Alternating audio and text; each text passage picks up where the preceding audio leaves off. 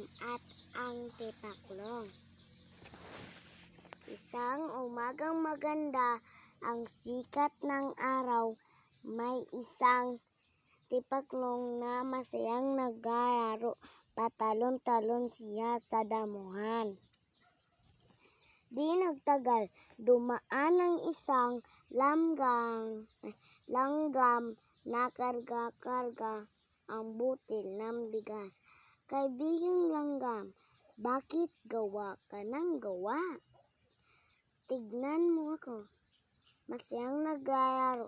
Halika, maglaro tayo. Maganda ang sikat ng araw. Ang yaya niya sa kaibigang si langgam. Salamat, mahal kong kaibigan. Ngunit marami pa akong hahakuting pagkain. Kailangan ko itong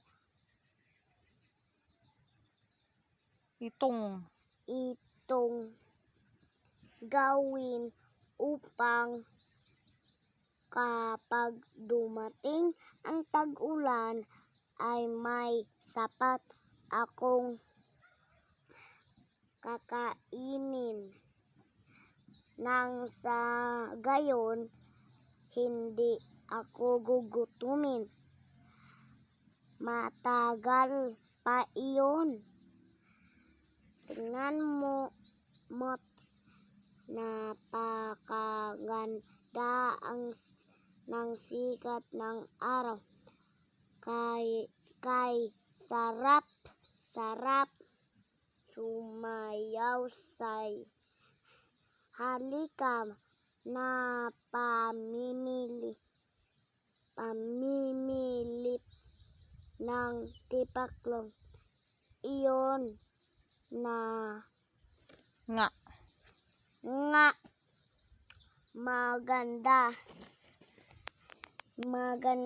Maganda ang sikat ng araw, kaya dapat tayong magtipon ng pagkain at nagpatuloy ang langgam sa paglakad. Naiwan ang tipaklong na patuloy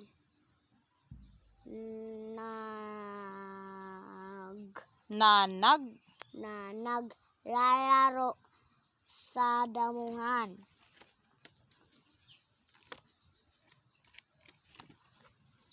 Maghapon, siyang sasayaw-sayaw at pakanta-kanta. Sumapit ang tag-ulan. Walang makain si tipaklong. Naisip niya ang kaibigang langgam. Marami itong tinipong pagkain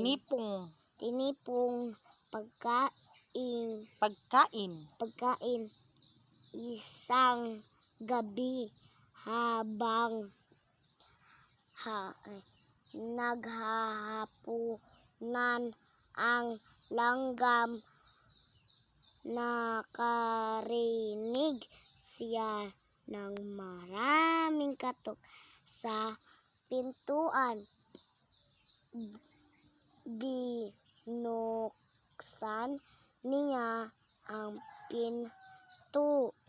Ako'y nagugutom at giniginaw para mo ng awa. Kahit kaunting pagkain, ako'y iyong kaibigan. Bigyan ang pagsusumamo ni tipaklong. Naawa ang langgam sa kaibigan.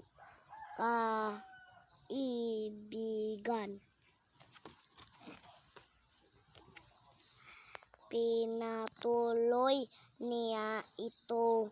Humanga si Tipaklong sa daming pagkain na itabi ni Langgam. Salamat, kaibigan.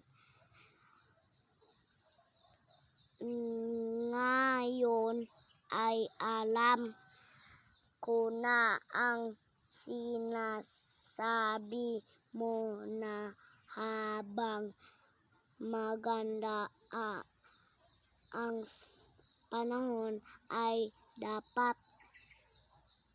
magtipon, hindi katulad ko na walang ginawa kundi sayaw sa panahon ng tag-araw. Ang wika ni Tipaklong. Wow, thank you.